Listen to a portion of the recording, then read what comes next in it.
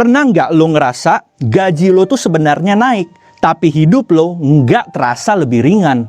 Dulu, waktu gaji lo masih kecil, rasanya emang pas-pasan. Tapi anehnya, sekarang ketika gaji lo udah lebih besar, akhir bulan tetep aja mepet.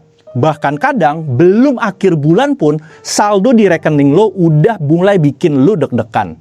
Gaji yang masuk rasanya kayak cuma numpang lewat doang. Baru masuk rekening langsung kepotong buat uang kos, uang kontrakan, cicilan motor, listrik, air, internet, transportasi, makan harian, bayar BPJS, kirim uang ke rumah, bayar paylater, bayar pinjaman. Belum lagi kebutuhan kecil-kecil yang kalau itu dikumpulkan ternyata itu besar juga. Akhirnya kita mulai bertanya, ini sebenarnya salah siapa sih? Apa kita yang makin boros? Apa harga barang-barang emang sekarang udah pada makin mahal? Apa gaji kita yang kurang besar? Atau jangan-jangan hidup hari ini memang membuat kelas menengah makin sulit punya ruang buat bernafas? Di episode 1, kita udah membahas satu hal penting. Banyak orang Indonesia merasa dirinya itu kelas menengah, padahal secara ketahanan ekonomi masih sangat rentan. Kita tidak miskin, tapi belum tentu aman. Kita bisa konsumsi, tapi belum tentu udah punya bantalan. Kita bisa terlihat hidup normal, tapi belum tentu siap kalau ada masalah mendadak. Nah, di episode 2 ini, kita akan masuk ke pertanyaan berikutnya. Kalau banyak dari kita sudah bekerja, punya penghasilan, bahkan gajinya naik, kenapa hidup ini terasa makin susah? Kita akan membahas 3 hal besar: inflasi, biaya hidup, dan jebakan konsumsi. Tapi tenang, kita akan bahas ini dengan bahasa yang sederhana, bukan dengan gaya kuliah, bukan penuh dengan istilah-istilah yang rumit. Kita bahas dari hal yang paling dekat dengan kehidupan kita sehari-hari, saldo di rekening yang cepat habis. Karena masalahnya bukan sekedar gaji naik atau enggak. Masalahnya adalah setelah semua kebutuhan hidup ikut naik, cicilan ikut jalan, harga kebutuhan harian makin terasa, dan standar hidup yang makin tinggi, masih ada gak sisa buat kita merasa aman? Episode 1 kemarin udah menjawab posisi kita ada di mana. Dan di episode 2 ini kita akan menjawab kenapa posisi itu semakin tertekan. Karena mungkin yang terjadi bukan cuma gaji kita yang kurang besar, tapi memang tuntutan hidup yang naik lebih cepat daripada ruang aman yang bisa kita bangun.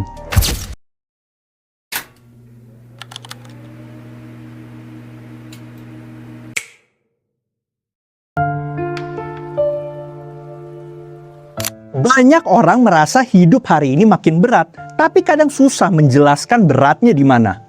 Karena kalau dilihat dari luar, hidup kelihatannya emang baik-baik aja. Kita masih kerja, masih punya penghasilan, mungkin gaji juga naik dibandingkan beberapa tahun lalu. Tapi secara rasa, hidup justru semakin sempit. Dulu, mungkin setelah gajian, masih bisa deh nabung dikit. Sekarang, untuk sampai akhir bulan tanpa panik aja, udah cukup berat. Dulu, akhir bulan masih ada sisa. Sekarang nih, baru pertengahan bulan aja udah mulai hitung-hitungan. Dan ini yang membuat topik ini penting. Karena yang kita bahas bukan teori ekonomi yang jauh dari hidup sehari-hari. Ini soal makan, tempat tinggal, transportasi, listrik, internet, kesehatan, pendidikan, cicilan, keluarga, dan masa depan kita. Masalahnya, biaya hidup hari ini bukan cuma makan dan tempat tinggal. Untuk hidup normal di kota sekarang, kita butuh internet. Untuk kerja, kita butuh transportasi. Untuk tetap hidup sehat, kita butuh akses kesehatan. Untuk keluarga kita, ada tanggungan yang harus ditanggung. Dan untuk masa depan, idealnya kita harus ada tabungan. Belum lagi cicilan, paylater, kondangan, nongkrong, dan kebutuhan sosial agar kita tetap terlihat layak di lingkungan kita. Jadi, ketika ada yang bilang, gaji lo kan udah gede, pertanyaannya sebenarnya bukan itu. Yang perlu kita tanya adalah, kenaikan gaji itu masih terasa nggak kalau di saat yang sama, biaya makan naik, transportasi naik, sewa tempat tinggal naik, cicilan jalan terus, dan kebutuhan lain juga ikut bertambah. Karena gaji emang bisa naik secara angka, tapi kalau biaya hidup lain juga naik lebih cepat, hidup tetap aja terasa sesak.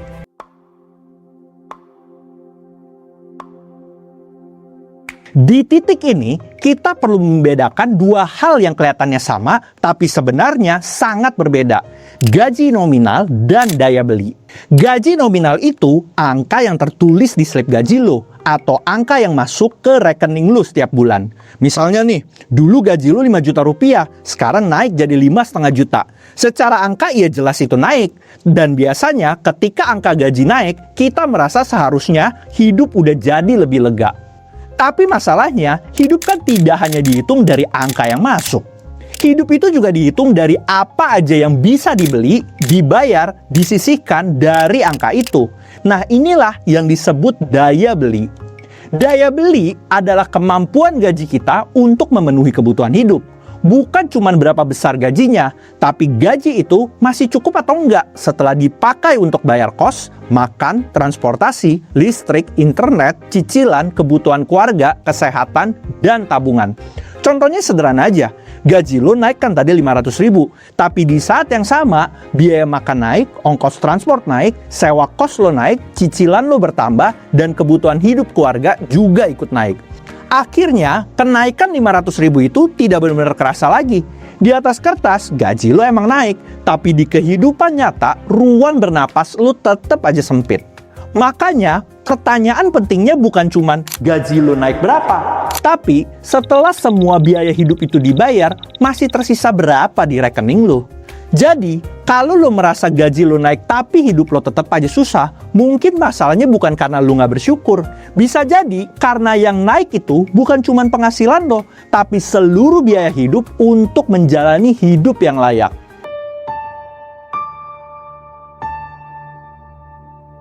Seringkali kalau kita dengar di berita, inflasi nasional kita masih terkendali. Angkanya relatif kecil, hanya di kisaran beberapa persen. Tapi pertanyaannya sekarang, kalau inflasi di negara kita ini terkendali, kenapa hidup terasa makin mahal? Nah, disinilah kita perlu memahami satu hal sederhana. Inflasi nasional itu angka rata-rata, sementara hidup kita kan tidak berjalan dari angka rata-rata. Rumah tangga tidak hidup dari grafik ekonomi. Rumah tangga hidup dari harga beras, telur, cabai, minyak goreng, kontrakan, ongkos transportasi, biaya sekolah, biaya kesehatan, cicilan, dan kebutuhan harian yang dibayar berkali-kali. Misalnya nih, secara nasional, inflasi tahunan bisa terlihat sekitar 3%. Tapi di saat yang sama, harga makanan dan kebutuhan harian bisa naik lebih tinggi daripada itu. Dan bagi banyak keluarga, justru makanan inilah yang paling kerasa. Karena beli makan itu kan bukan setahun sekali, kita beli makan itu kan tiap hari. Itulah kenapa ada yang namanya inflasi yang dirasakan, atau bisa kita sebut dengan inflasi pribadi. Inflasi mahasiswa kos tentu aja beda dengan inflasi keluarga muda. Mahasiswa kos mungkin paling kerasa di makan harian, laundry, transportasi, dan sewa kamar. Keluarga muda mungkin paling kerasa di susu anak, kontrakan, listrik, sekolah, dan kesehatan. Pekerja lajang beda lagi, generasi sandwich beda lagi, karena selain hidup sendiri, dia juga harus menanggung biaya orang tua, adik, atau keluarga di rumah. Jadi, ketika negara bilang inflasi terkendali, itu tidak otomatis berarti hidup semua orang terasa ringan. Karena tekanan hidup setiap orang itu kan beda, tergantung pengeluaran apa yang paling besar dan paling sering dia bayar. Inilah yang sering membuat kita bingung. Secara angka, kondisi emang kelihatan normal, tapi secara pengalaman, dompet terasa makin cepat kosong. Karena inflasi nasional bisa terlihat kecil, tapi inflasi hidup seseorang bisa terasa besar ketika yang naik adalah kebutuhan hidup yang paling sering dia bayar.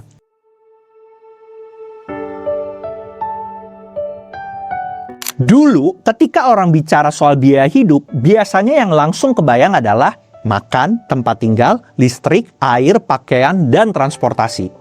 Tapi hari ini, biaya hidup kelas menengah jauh lebih kompleks. Karena untuk hidup normal, kita bukan cuma butuh makan dan tempat tinggal sekarang. Kita juga butuh banyak hal lain yang mungkin dulu belum terasa sepenting sekarang. Untuk kerja sekarang, kita butuh internet, butuh handphone yang memadai, kadang butuh laptop, butuh transportasi yang bisa diandalkan.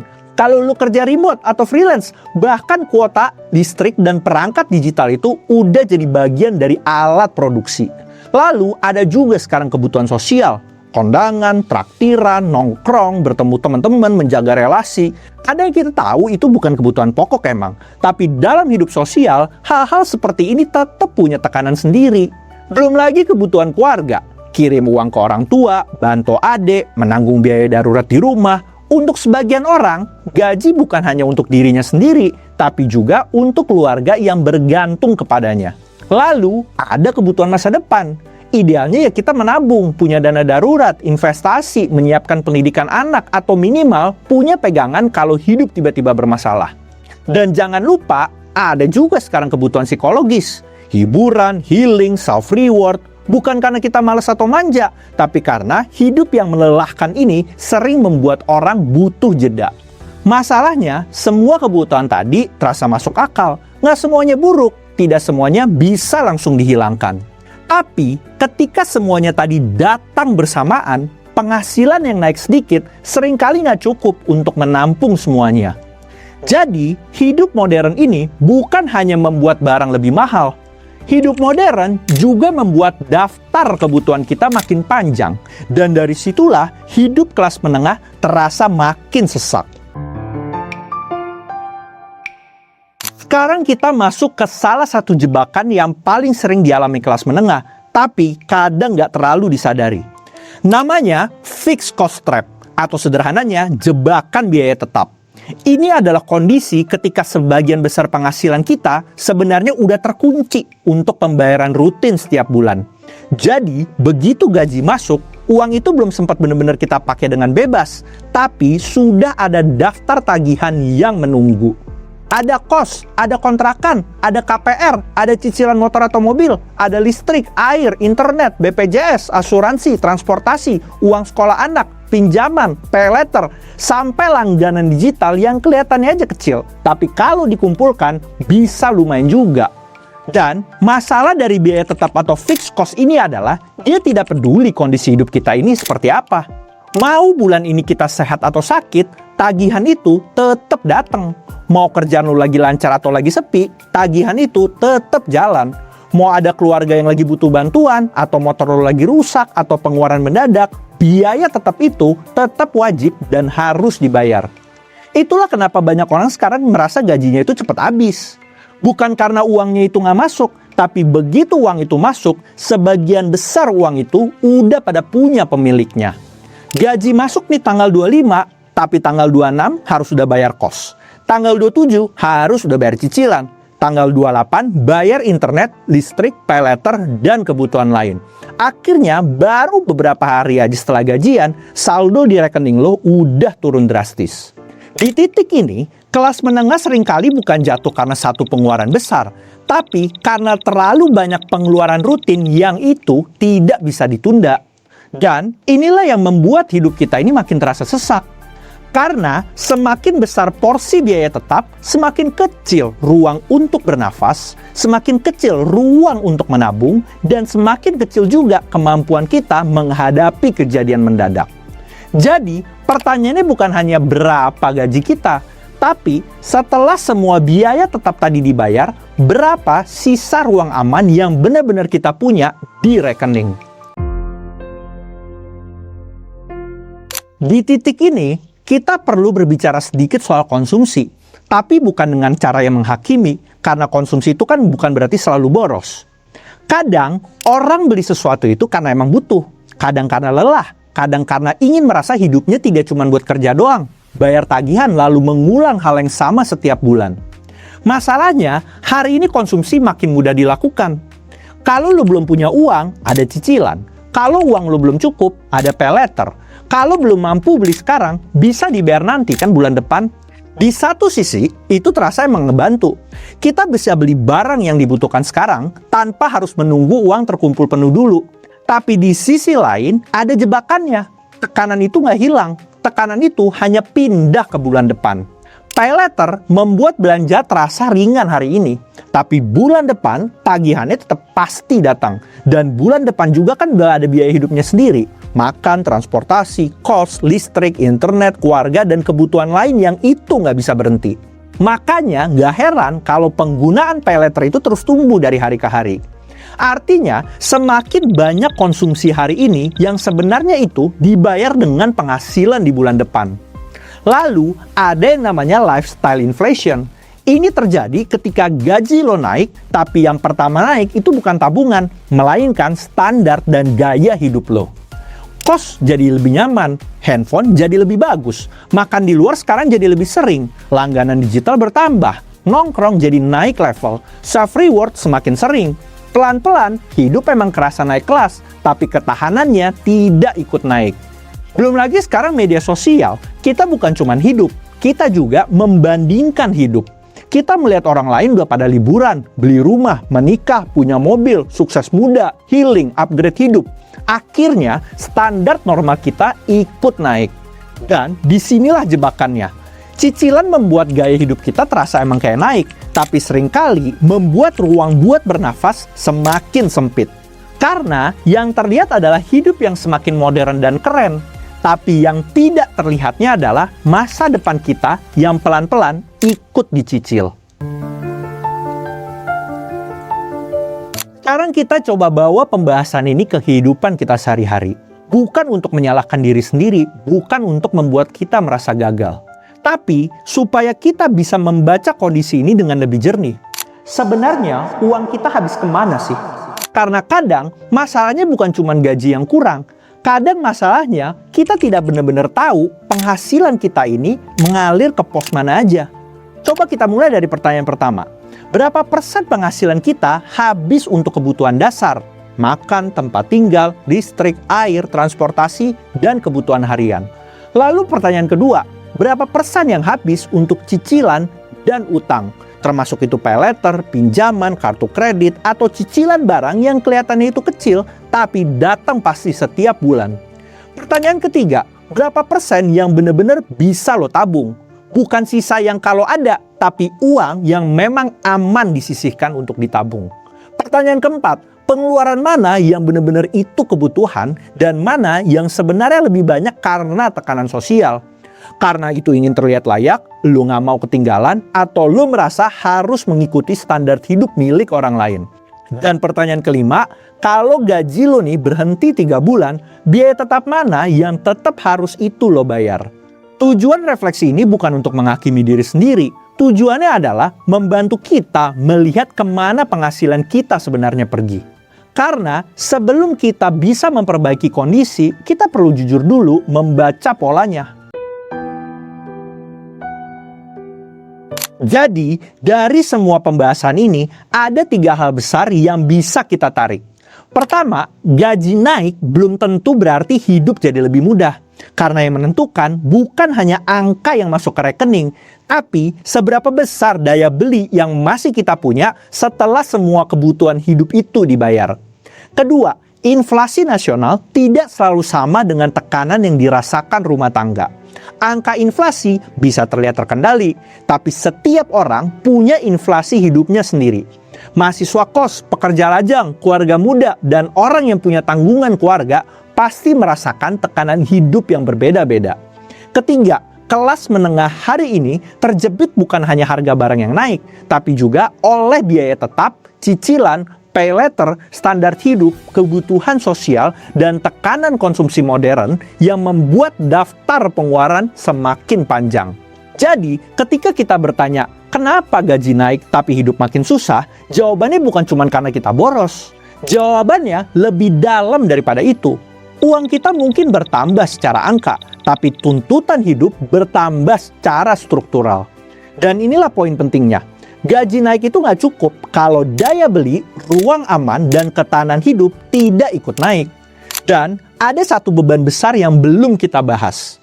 Beban yang tidak selalu muncul di grafik inflasi, tapi sangat terasa di rekening banyak anak muda Indonesia, yaitu tanggung jawab ke keluarga.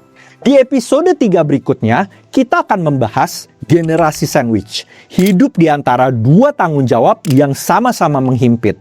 Sampai ketemu lagi kita di episode berikutnya.